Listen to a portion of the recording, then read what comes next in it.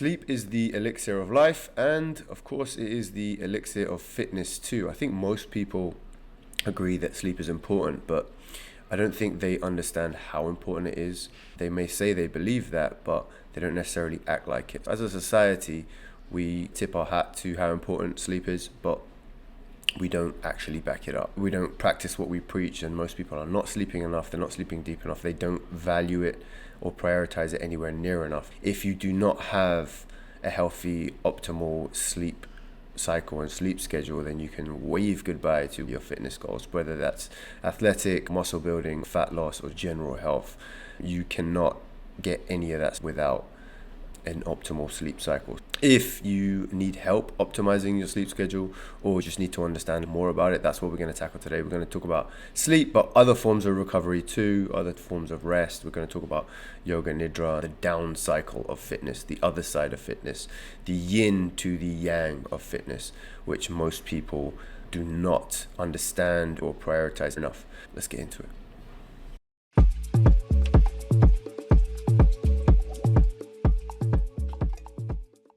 Hello everybody, and welcome to episode 29 of the Kayvman Show. Today we will be discussing sleep.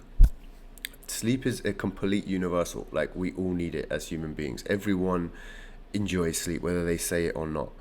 Some people don't value it or prioritize it, but every human being needs to sleep. It binds us all together. It's a magical thing because it's completely passive, but it does so much. You die without it. If you go more than 3 or 4 days without sleep, you can start to have serious long-term health issues and die. You can die from lack of sleep. It's super important. There's a lot discussed about sleep in the fitness community. I wanted to have its own podcast just because it's so important. I've noticed that if I have one bad night's sleep, it will take me a while to get back into my positive fitness flow. Everything will suffer. My performances will suffer. Without sleep, your body fat percentage will go up. Your muscle tone will go down. Muscle volume will go down. One night affects your body fat percentage immediately. Maybe in subtle ways, you have to be sensitive to clock it. Someone like me who knows when body fat is going up and down, I can clock it straight away. It's not the end of the world. You can get back on that horse or recover from it, but it is immediate. You don't need 3 or 4 nights of bad sleep back to back. One bad night's sleep and you will feel the effect. There's 2 levels to sleep: is how long you're sleeping and how deep you're sleeping. I think they're both interrelated. Some of the things that people need to understand about sleep. So first of all, you have to bite this idea that sleep is important. You have to value it and prioritize it. If you don't value and prioritize it, then you're going to unconsciously sabotage your sleep patterns. Once you understand how important it is for your hormones, for everything, every single thing in your life, your mental health, your physical health, your performance, your mood, your body fat percentage, your muscle tone, your strength, your athletic performance, digestion, joints, every single thing is healed and improved. It is completely 100% necessary. I remember there was a phase where people were getting into this idea that you only need 3 hours sleep, and would cite people like The Rock or Arnold Schwarzenegger, who says you only need 6 hours sleep. Listen, you're not The Rock and you're not Arnold Schwarzenegger. They are exceptions to the rule.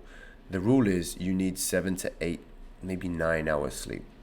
Athletes tend to try to get on the higher side, 9 hours, sometimes plus a nap. Naps are very good, and we'll discuss that too.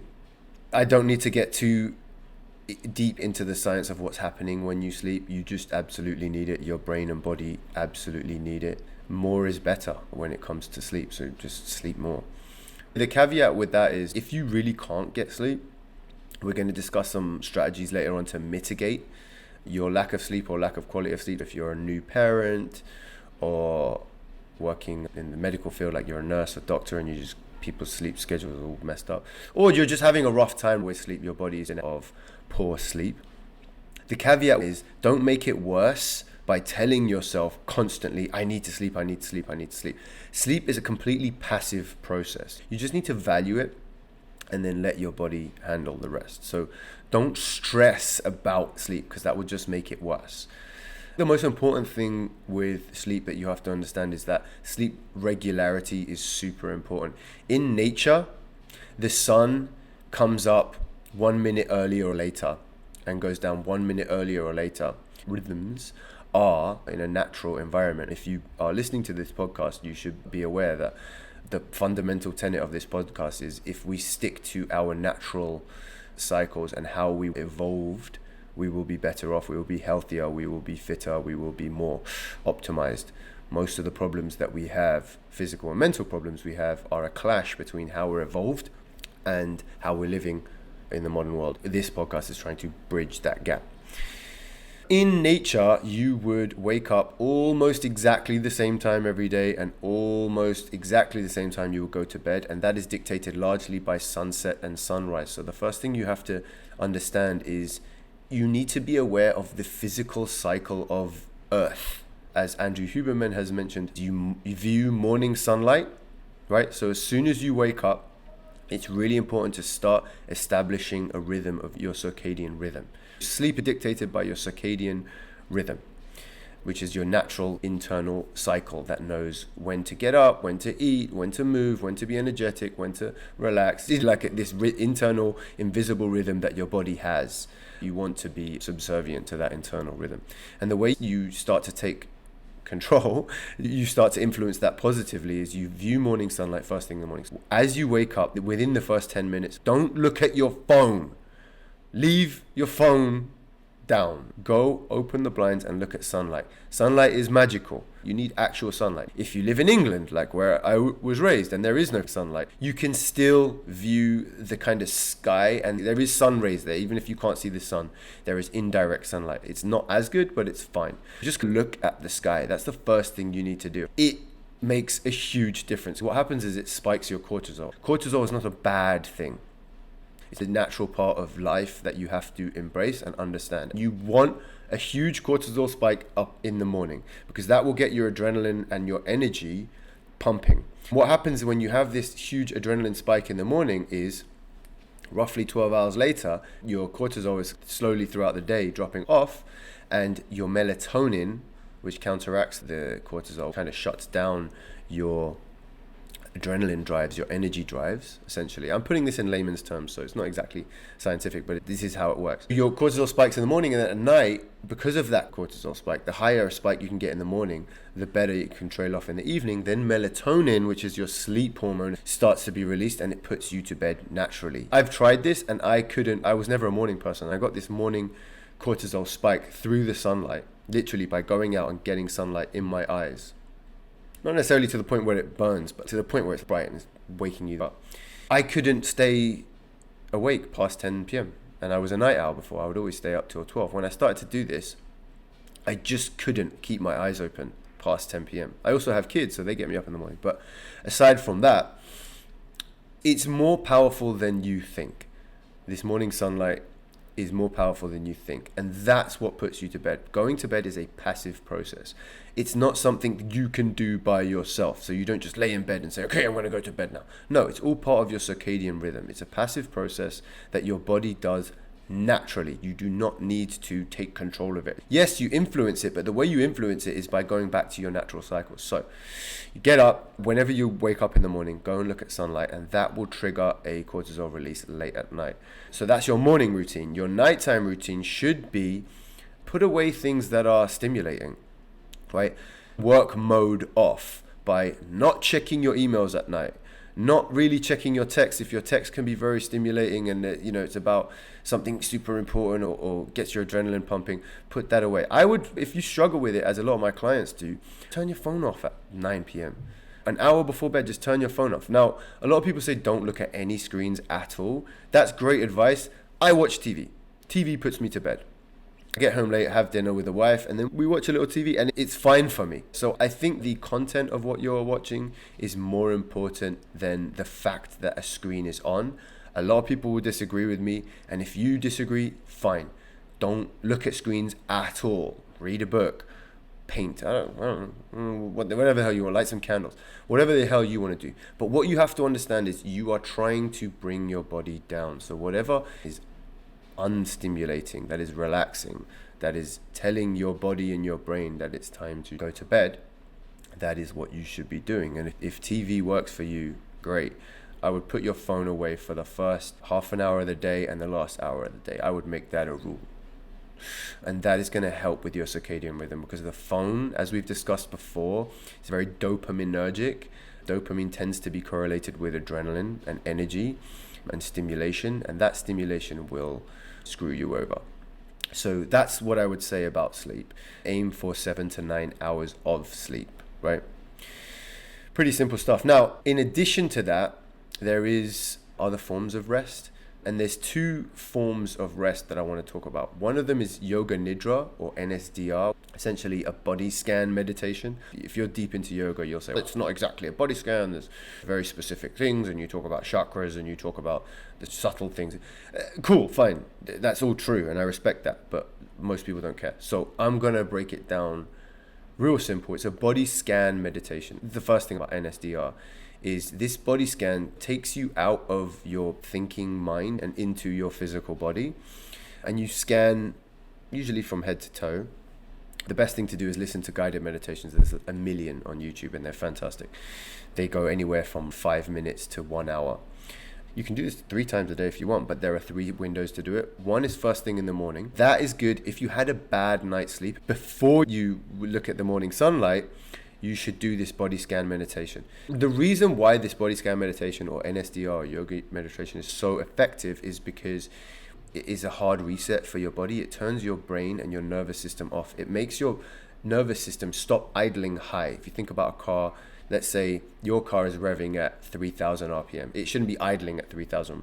It should be idling at 500 or 1,000. That's what NSDR does. It brings that idling, revving down. Your body at rest should be doing very little.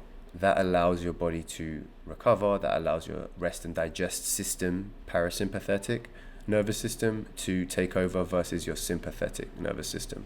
Parasympathetic being the rest and digest system, sympathetic being your fight, flight. There's actually 2 more, freeze, and the last F, the 4 Fs, is fornicate. But that's by the by.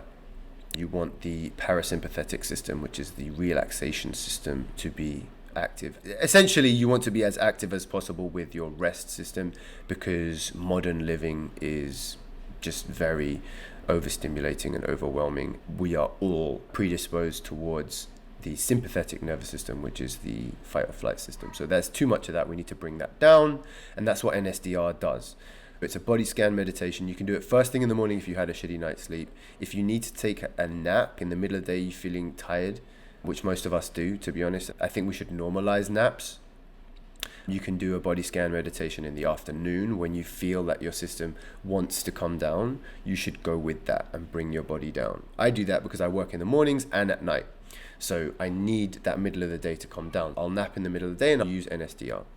By bringing your system down, you actually allow it to come back up, right? The people who are unwilling to allow their system to come down, they're fighting their body all the way through the day. I would normalize napping. So if you cannot sleep, or you're having bad night's sleep, those are your 2 options. Have an NSDR first thing in the morning to counteract the bad night's sleep, and or have a nap in the afternoon. You can use NSDR again. 5 to 30 minutes should be great. That will refresh you, turn your nervous system down so you can get your energy back up. If you have a habit of not being able to fall asleep at night because your nervous system, your mind will not turn off, that is the time to do an NSDR or a body scan meditation right before bed, and those can be 45, 50, sometimes 90 minutes. What it will do is train your brain to turn off and get your autonomic nervous system to go sympathetic, get into rest and digest mode, and that will help you fall asleep and stay asleep. It will improve sleep quality. There are supplements you can take. There's one called beginning, APIGENIN. It's chamomile flower extract. There are a bunch of other ones like passion flower. I wouldn't recommend melatonin. A lot of people take melatonin. I wouldn't recommend melatonin long term. The odd night here and there is okay, but I would not take melatonin long term because you are externalizing a hormone that should be active internally. You do not want to take an external hormone that should be working by itself, right? Same thing with steroids. That's essentially sleep steroids.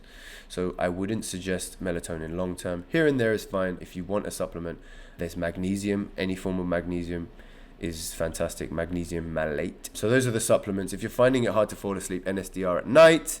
If you are getting tired in the middle of the day, have a nap. You can use NSDR in the middle of the day. As a society, we should be normalizing naps. There's plenty of cultures who do it, and it's how we would live in nature. We would rest in the middle of the day. And if you are having shitty night's sleep because you're a new parent, or you just have a bad habit of sleep, or had a stressful night, I would recommend an NSDR first thing in the morning. That wraps up.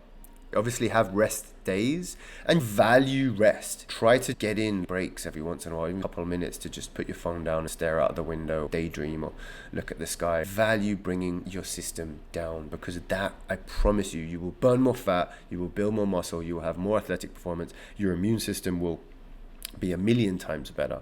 Get your system to stop idling so high, bring it down. Get that sleep in and see what happens to your body. I promise you it will help with your fitness goals. Some people are unwilling to do because they think, no, I need to be more active. No, you actually have to be more passive. Trust me. So yeah, give that a shot and tell me what you guys think about this one. Sleep is not a sexy subject, but I think we did a pretty good job of making it interesting, engaging, and teaching you a little something. So give it a shot. Give that NSDR a shot. Make sure you're getting your sleep in, and let me know how it goes. All right? Peace.